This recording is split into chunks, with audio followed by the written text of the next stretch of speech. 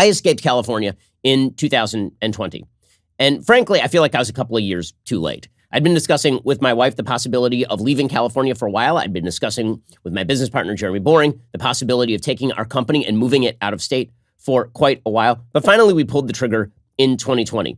And not a moment too soon, as it turns out, because California has now reduced itself to a smoldering ash heap, apparently. It is amazing how governance makes a difference. It really does. Because California has been blessed with some of the greatest assets that God has ever bestowed upon mankind. It's got beautiful natural scenery. It's got unbelievable natural resources. It has high levels of intellectual capital. It's a huge bustling population. And yet somehow they are turning California into a dystopian hellscape. It truly is an unbelievable thing. And the vision for California has changed. And if California is sort of the harbinger of the future from the left, then it behooves us to take a look at what California has become. The California dream used to be that you would come out to California, you get a job maybe working at like JPL or maybe working in Hollywood, and then you'd be able to afford a house in Burbank or a house in the San Fernando Valley amidst the orange groves with a white picket fence and 2.5 kids, and you'd be able to create a life for yourself. This was the promise of California. And if you look back at the old tourism videos from the 1950s in California, this was the pitch. Everything was clean and new. Okay, now, obviously, this is not to pretend that there were no problems in California or in the country in 1953, the most obvious being segregation. Although in California, segregation was lower than it was in most other places in the country. LA was one of the least segregated cities in America in the 1950s. But to pretend that racism wasn't a massive problem in the 1950s is, of course, silly. But that's not the point. The point is that the vision that was being presented for what life would be like in a thriving California was pretty simple. It was law-abiding. You had shows on TV in the 50s and 60s about the greatness of the LAPD. You had a generalized feeling of opportunity, that this was a great place to raise a family. Here's a tourism video from 1953, sort of bragging about what's best in California. In the years since the turn of the century, Los Angeles has grown from a sleepy pueblo to a vast, seething metropolitan city. Fine buildings, huge stores, busy citizens. This is Hollywood Boulevard and the world-renowned Grauman's Chinese Theater. In the forecourt of this celebrated cinema house are the footprints of the outstanding stars of the screen. It is almost unnecessary to say that among the chief attractions of the Southern California picture is its many miles of beaches where you can be as athletic as you choose or just loll around and build up a beautiful tan. Okay, so if you went back to California right now and you went to each one of those sites, they're hellholes. They really are. I mean, that video opens driving through downtown Los Angeles, right? You can see City Hall in that particular video. And City Hall is now Slum Row. It is a homeless encampment. And then they show Grauman's Chinese, right on Hollywood Boulevard. They're close to Sunset and Vine over there. And that's kind of the center of Hollywood.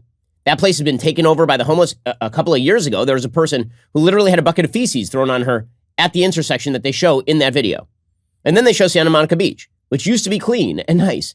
Santa Monica Beach is so bad that the weekend before my family left California, we were getting kind of nostalgic because my wife and I had gone on our first date at the Coffee Bean near Santa Monica Beach, and then we had gone for a walk along the beach. And even then, it wasn't so bad. This is 2008, 2007, late 2007.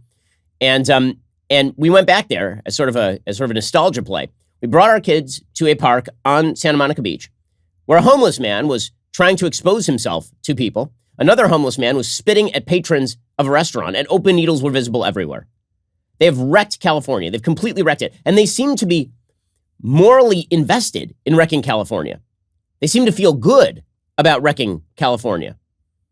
It's as though they've decided that all of the benefits of living in California have to go away.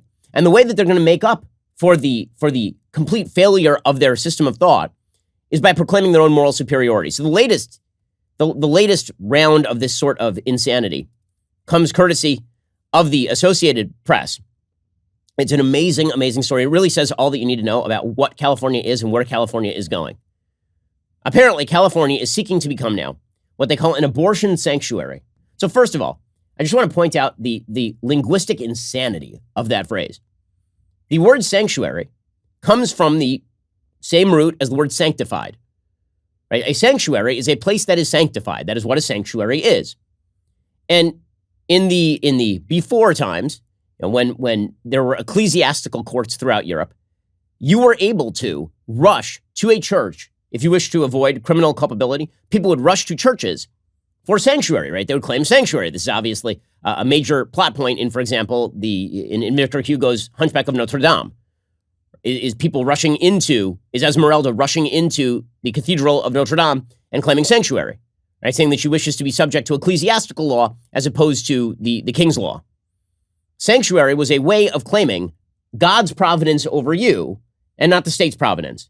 Now you have the state of California declaring sanctuary for either illegal activity in the form of illegal immigration or for the worst sin in American life, abortion. It's now going to be a sanctuary, a sanctified place, protected from all others for abortion. You're not rushing to avoid culpability for an act for which you believe you are innocent. You instead are rushing to a sanctified place where your abortion can be protected. The language is so paganistic as to shock the conscience. According to the Associated Press, with more than 24 states poised to ban abortion if the United States Supreme Court gives them okay next year, California clinics and their allies in the state legislature on Wednesday revealed a plan to make the state a sanctuary for those seeking reproductive care, that's a euphemism, including possibly paying for travel, lodging, and procedures for people from other states. So they're not just saying we're going to keep abortion legal in California, which is exactly what you would expect, of course. They're literally saying that they will take the taxpayer dollars of the people who pay taxes in California to pay women to come to the state to kill their unborn children. So remember, the California dream was come here, raise a family, buy a house, get a job, lead a law-abiding life, and contribute to the building of the world's greatest economy. And now the California dream is move to California, get a crappy one-bedroom studio apartment, have a homeless guy sitting directly outside your door, shooting heroin into his feet, and if you need an abortion, we'll pay your hotel and maybe medical bills. The California dream is come on over here, we'll put you up at the Hilton, and we'll carve that baby right out of you.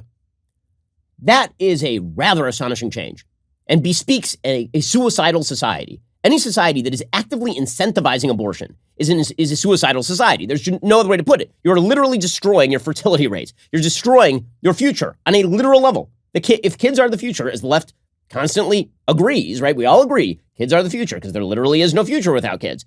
Then actively fomenting the killing of unborn children seems to be anti-future, but California isn't about building a future anymore. California is about a vision of a utopian society in which full stasis has been reached. If you found a company in California right now, you're an idiot. I've talked to some of the biggest industrial founders in California. I've talked to some of the biggest tech people in California, the people who, I promise you, the biggest tech companies in California, and they've told me personally, if they were founding their companies today, there is no way in hell they would put those companies in California. There's a reason that Elon Musk just moved Tesla's headquarters out of California. There's a reason for this. This is a dying state, and they are choosing the death. This is a suicidal state in terms of policy, and a morally benighted state at that. The California Future of Abortion Council, made up of more than 40 abortion providers and advocacy groups, according to the AP, released a list of 45 recommendations for the state to consider if the High Court overturns Roe v. Wade, the 48-year-old decision that forbids states from outlawing abortion. The recommendations are not just a liberal fantasy. Some of the state's most important policymakers helped write them, including Tony Atkins, the San Diego Democrat who leads the state Senate and attended multiple meetings. Democratic Governor Gavin Newsom started the group himself, and in an interview last week with the AP, said some of the report's details will be included in his budget proposal in January. We will be a sanctuary, Newsom said, adding he's aware patients will likely travel to California from other states to seek abortions. We're looking at ways to support that inevitability and looking at ways to expand our protections. California already pays for abortions for many low-income residents through the state's Medicaid program. And California is one of 6 states that require private insurance companies to cover abortions, although many patients still end up paying deductibles and copayments. But money won't be a problem for state-funded abortion services for patients from other states. California's coffers have soared throughout the pandemic, fueling a record budget surplus this year. You know why the California coffers soared? Because the federal government pumped so much money into the economy that California actually increased its tax take. For all the jabbering about how states were going to go bankrupt because of COVID, states made money during COVID because the federal government pumped an unprecedented amount of money into the economy, and then California just taxed it. They actually had a state surplus last year. Next year, the state's independent legislative office predicts California will have a surplus of about $31 billion. Of course, none of that takes into account the structural debts that the state of California has, which probably run into the hundreds of billions or trillions at this point. California's abortion providers are asking the state to make it easier for people to get to the state. The report recommends funding, including public spending, to support patients seeking abortion for travel expenses like gas, lodging, transportation, and childcare. So some states try to incentivize you to come to their state by giving you a job or giving you a child tax credit or something. The state of California is encouraging people to come to the state of abortion, come to the state of California and be paid to perform abortions. Full-scale moral insanity. They're asking lawmakers to reimburse abortion providers for services to those who can't afford to pay. A huge influx of people from other states will definitely destabilize the abortion provider network, said Fabiola Carrion, the interim director for reproductive and sexual health at the National Health Law Program. She said out-of-state abortions would also likely be later-term procedures, which are more complicated and more expensive. The report asks lawmakers to help clinics increase their workforce to prepare for more patients by giving scholarships to medical students who pledge to offer abortion services in rural areas, help them pay off their student loans, and assist with their monthly liability insurance premiums. So now we are going to pay up-and-coming medical students to violate the Hippocratic Oath.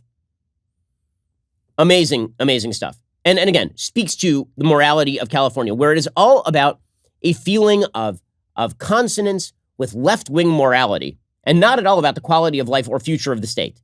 Which is why, if you are in California and you do not agree with this stuff, get the hell out now. Run. I've been telling people this since we left. Okay, I stuck around for as long as I thought it was possible to stay around. I do not understand why people are sticking around in California if they have a shred of sanity about them at this point. This is not getting better. It is getting worse. There is no point in California where they are going to turn around and realize that they've completely botched this thing beyond all recognition. They're not going to do it. There are too many Democrats in the state. California is the most populous Republican state. There are the most Republicans in California of any state because the population of California is upwards of 40 million. If you are a red state person in the blue state of California, get out while the getting is good. Move to a purple state. Move to a red state. It'll improve your life radically, and you won't be complicit in the taxpayer funding of the death of the unborn.